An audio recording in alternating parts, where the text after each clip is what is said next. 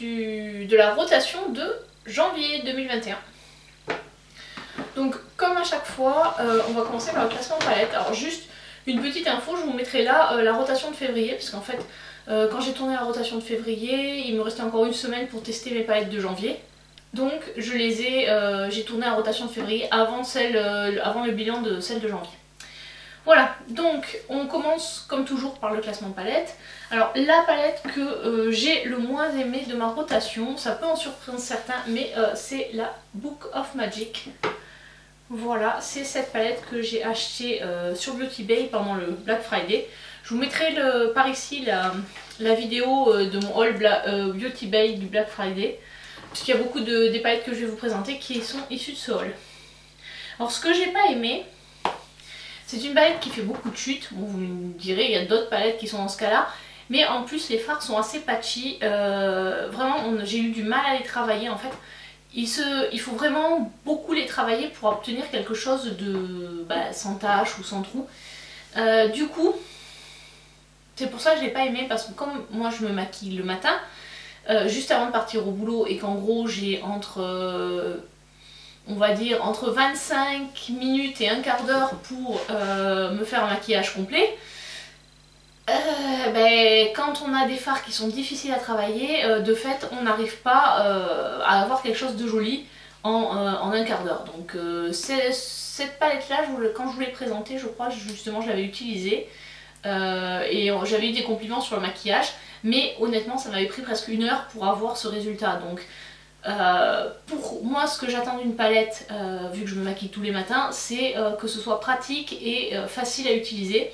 Et pour moi celle-là c'est pas le cas. Bon, après elle coûte 10 €, donc honnêtement pour le prix, voilà, je suis pas, voilà, c'est pas une grosse déception, puisque voilà, je sais que si je veux faire un make-up qui est avec ces couleurs en particulier, il faut juste, c'est pas pour le matin quoi, il faut que si je veux faire un make-up un samedi ou un dimanche quand j'ai un peu plus de temps, voilà, je sais que en une heure je peux avoir quelque chose de joli, mais je sais que je l'utiliserai pas pour le matin.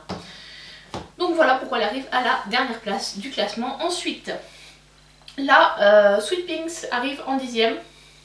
Alors pourquoi? Elle a un peu le même problème que sa copine la Top, la palette The Top, c'est que les lumineux sont pas hyper lumineux.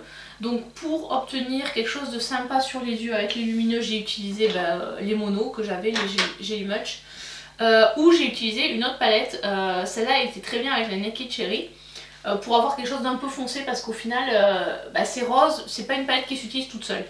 Après c'est très pigmenté, la pigmentation des mat est nickel, la pigmentation des lumineux est un peu moins bonne.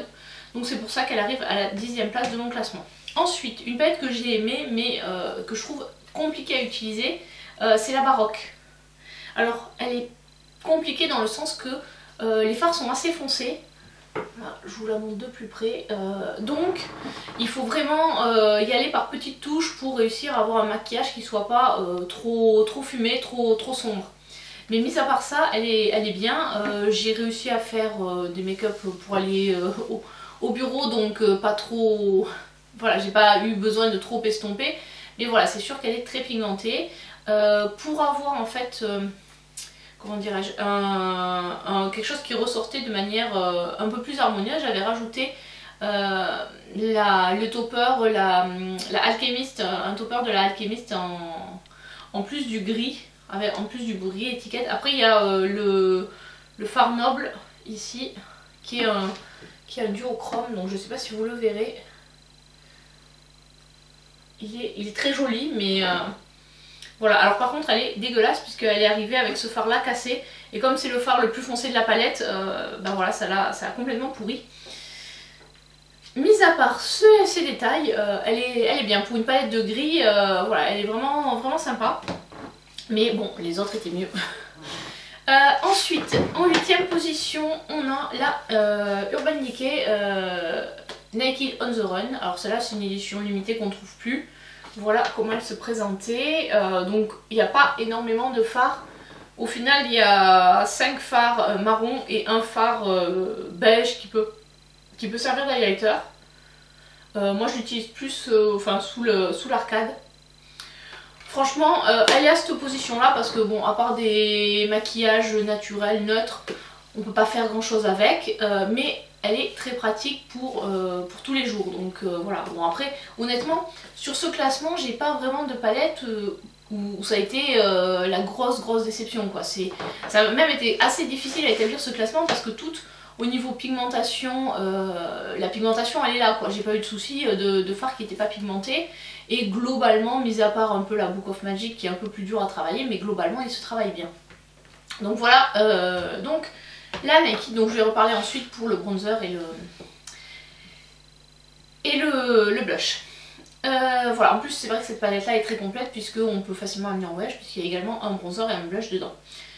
Ensuite on va passer à la numéro 7. Alors la numéro 7 c'est la Lilac You A Lot de Colourpop. Alors je suis un peu déçue de la mettre à cette place là, mais les autres étaient mieux. Enfin voilà, je pense qu'elle aurait été, avec d'autres palettes, elle aurait été mieux classée, mais là, là j'ai pas réussi à lui trouver, à la mettre ailleurs parce que elle est bien, mais par rapport aux autres, voilà. C'est ce qui fait qu'elle est à cette place là. Voilà, bon après les 9 pannes de Colourpop sont pas mal en général. Après voilà, comme elles sont très monochromes, souvent si on veut mettre... se différencier un peu les couleurs, il faut en prendre plusieurs. Ensuite, la 6e, c'est une antiquité et c'est ma Naked Cherry, donc qui se présente comme ceci. J'ai enlevé le pinceau parce que du coup j'ai utilisé le pinceau. J'avais dû l'utiliser une fois depuis que je l'avais acheté, donc là j'ai pu l'utiliser un peu plus. J'ai notamment associé avec la Sweet Pinks. Pour avoir en fait des fards un peu plus foncés et un peu plus clairs parce que bon, rose tout seul est des fois un peu plus dur, donc pour avoir un coin externe un peu plus foncé, j'ai utilisé ce fard là qui s'appelle le Privacy et après les lumineux j'ai utilisé Bang Bang, voilà, qui allait très bien aussi avec la Sweet Pinks. Donc en 6ème position, bon, il n'y a rien à dire, la qualité des fards Urban Decay, ils sont de bonne qualité, la pigmentation est là. Après on trouve mieux, pour le prix des fards Urban Decay, je trouve quand même qu'on trouve actuellement mieux. La 5e, eh bien c'est celle-ci, un peu pour les mêmes raisons qui fait que la Urban Decay est à la 6ème place, la Natasha Denona est à la 5ème place. Tout simplement c'est le rapport qualité-prix quoi. Enfin, quand on voit les palettes qui sont dans le top du classement, le prix qu'elles valent et celle-ci, bon après elles sont pas fabriquées au même endroit, mais la Natasha Denona, celle-ci elle coûte 69 € en plein prix, moi je l'ai eu à 45, je vous mettrai peut-être par là le... Ah mais non, mais je vous mettrai par là le lien vers le All Black Friday. Je l'avais acheté sur Look Fantastic avec la Glam et la Triochrome. Il y avait moins 25% et je crois qu'on avait encore moins 15%.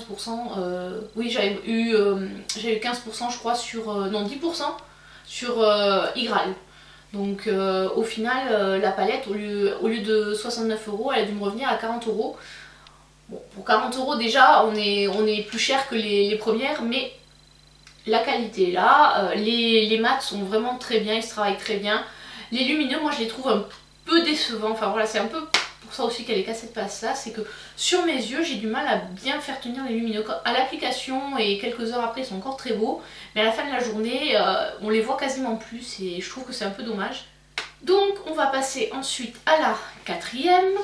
Donc la 4e c'est celle avec laquelle je me suis maquillée aujourd'hui. Et c'est la Sweet Talk de Colourpop toujours. Alors là on est dans des harmonies plutôt dans les pêches. Voilà comment elle est. Et donc franchement elle est très bien, j'ai rien à dire dessus, la pigmentation est là. C'est plutôt une palette printanière, parce qu'on est plus dans les tons pêche, donc on va dire plutôt des tons qui vont bien pour le printemps. Jolie palette, il y a un... comment ça s'appelle, un Super Shock Shadow, mais je trouve pas hyper pigmenté, ce que j'ai mis en coin interne, mais je trouve qu'il n'est pas hyper pigmenté en comparaison avec d'autres Super Shock. Mais bon voilà, mis à part ça, rien de particulier sur cette palette, une bonne palette, surtout qu'en plus je crois elle est régulièrement soldée sur Colourpop. Je l'avais eu je crois avec la Whatever et les deux revenaient à 29 $. Ça fait un peu moins de 15 $ par palette, donc une palette de 12 fards. Pour le prix, il n'y a pas photo quoi.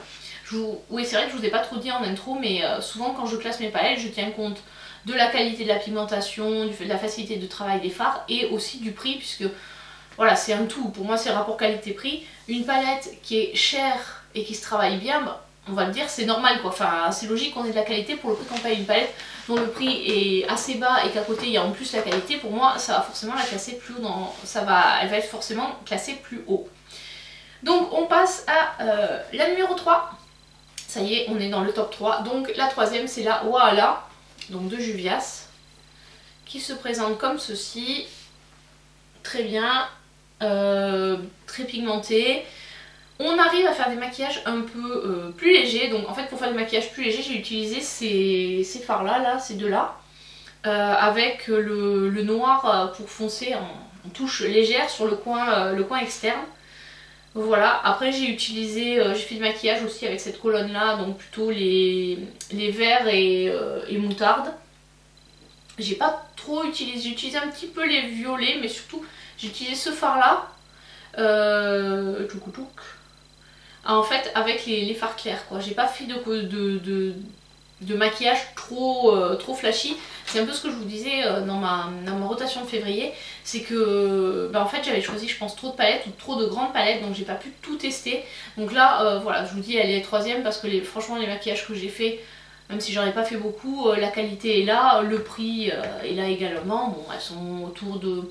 Celle-ci elle doit coûter à peu près dans les 30 $ parce que je l'avais eu en promo. Donc bon, ça fait autour d'environ 25 €. Voilà. Et puis bon, enfin, le choix des couleurs est là et franchement le duochrome, le vert là, c'est le Fighter, il est super, il est magnifique quoi. Voilà, donc celle-ci est en troisième position. Ensuite, mes deux préférées, j'ai du mal à les départager.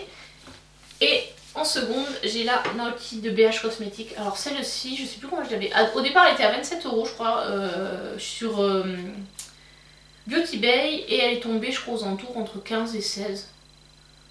Ou 18 €. Enfin, elle était à moins de 20 € au final au Black Friday. Et donc, du coup, oui, j'ai craqué. Franchement, l'harmonie des couleurs est superbe. Les fards sont super bien pigmentés. Il y a vraiment de quoi faire beaucoup de make-up différents. Donc voilà, c'est pour ça qu'elle est à ce rang là. Et je regrette vraiment pas de l'avoir acheté. C'est une très bonne palette, un très bon rapport qualité-prix. Et la dernière, vous l'avez deviné si vous avez vu ma rotation de janvier, c'est la Simple Beauty l'Equalizer volume 2 qui se présente comme ceci. Voilà, donc là en fait ce qui m'a fait la classer en première par rapport à la BH, donc c'est bon, la pigmentation et les lumineux, mais surtout le fait qu'on a une harmonie mat et lumineux qui vont par paire. Donc quand on est pressé le matin, il suffit de prendre une paire, un mat, un lumineux et on a fait son make-up. On a en plus un noir pour foncer. À la limite on pourrait reprocher qu'il manque un beige, mais bon, il y a un blanc à défaut. Cette palette pour moi elle est très complète et je crois que j'avais payé 16 € pendant le Black Friday, donc honnêtement pour le prix, le rapport qualité-prix est vraiment au top. Les fards sont vraiment géniaux, donc voilà pourquoi elle est première de mon classement. Donc voilà pour les palettes. On va passer maintenant, alors je sais pas dans quelle ordre, vu qu'on va être sur les yeux on va passer aux deux monos, donc j'ai c'est de la collection... La palette c'est la Garden Variety, c'est sorti en même temps. Et donc du coup c'est le She Grown et le Desert Day qui sont comme ceci. Hop, je sais pas si vous verrez les couleurs. Donc en fait celui-là c'est un rose et celui-là c'est un rose qui tire plutôt vers l'orangé. C'est celui-ci que j'ai mis aujourd'hui. Ils sont très bien, ils sont lumineux, ils apportent, voilà, ça permet quand on n'a pas forcément de fard lumineux ou qu'on trouve que le fard lumineux qu'on a utilisé ne l'est pas assez, ça permet d'augmenter un peu la lumière. Donc c'est ce que j'ai utilisé aujourd'hui, je vais me rapprocher un peu pour vous montrer. Je sais pas si vous verrez bien. Voilà pour ça, donc non ça forcément je les garde, ils sont très bien. Ensuite on va passer aux produits pour le visage. J'avais 3 blushs, donc celui de la Naked on the Run qui est vraiment très rose, il faut avoir la main légère pour l'utiliser. Voilà, celui-là, bon après il est correct. Et ensuite le Super Choc Chic Gummy More de Colourpop, qui est comme ceci. Donc c'est celui que je porte aujourd'hui. Il a une odeur de bonbon. Alors je trouve qu'ils sont pas toujours évidents à prélever ces produits là, ces Super Choc Chic. Alors je sais pas si c'est mieux de les utiliser au doigt ou parce que moi ou à l'éponge, parce que moi je les utilise au pinceau. Ou alors il faut peut-être utiliser un pinceau un peu plus dense que ce que j'ai. Et ensuite le blush Harmony de Tarte, qui est comme ceci, qui est très bien également. En plus les blush Tarte sont pas hyper pigmentés, donc on peut facilement le mettre le matin quand il fait noir, sans avoir le risque de ressembler à Bozo le Clown. Donc ensuite en bronzer j'avais forcément celui-ci. Bon, je l'ai peu utilisé parce que je le trouve un peu orange, donc je l'ai pas trop utilisé. Et par contre c'est quasiment celui-ci que j'ai utilisé tous les jours, c'est le Tarte, le Park Avenue Princess, que j'avais eu dans un coffret. Alors par contre il est un petit peu lumineux, mais ça se voit pas trop, franchement il se travaille très bien. Pareil, comme les blushs il est pas hyper pigmenté, donc on peut facilement le travailler, en rajouter s'il y a besoin, sans que ça fasse tout de suite too much. Donc j'ai beaucoup aimé ce produit et je pense que si un jour je le termine, c'est un produit que je pourrais racheter.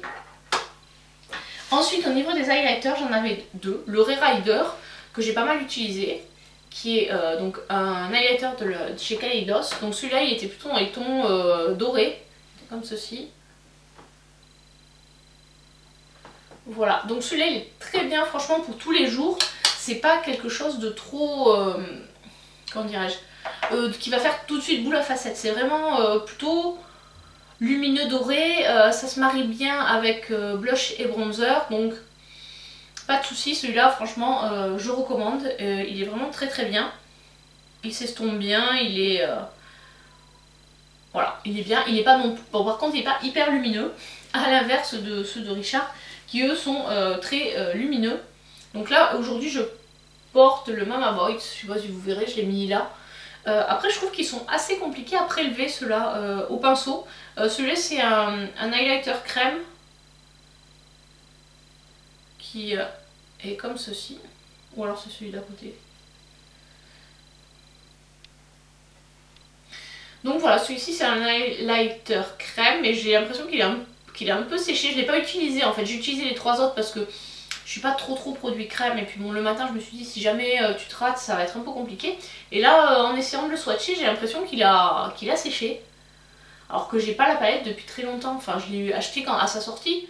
Les blushs, enfin les highlighters sont corrects, bon à part le marron que j'utilise plutôt limite en bronzer ou que je rajoute par-dessus le bronzer. Voilà, bon franchement cette palette coûtait 19 €, c'est voilà. J'attends la prochaine collaboration de Richard avec impatience. Bon, nous allons maintenant passer aux produits lèvres. Là j'en avais pas mal. On va commencer par les glosses. Donc aujourd'hui je porte celui-ci. C'est celui de chez Kiko en teinte 18 qui est un corail. Bon, le gloss Kiko, bon ils sont hyper collants, hein, ça je peux pas vous le cacher. Ils sont hyper collants mais ils sont bien. Voilà, enfin moi j'ai besoin en ce moment, en plus avec l'hiver, le froid, d'avoir les lèvres bien nourries. Donc j'ai plutôt tendance à me tourner vers les glosses, même si tant pis ça se colle un peu sur le masque. Alors, les trois pâtes Madouas, j'ai rien à dire, ils sont très bien. J'ai utilisé sous le gloss, en fait j'ai mis avant de manger, donc entre temps que j'ai mangé, il s'est un peu effacé. C'est le Beauty Junkie, celui-ci.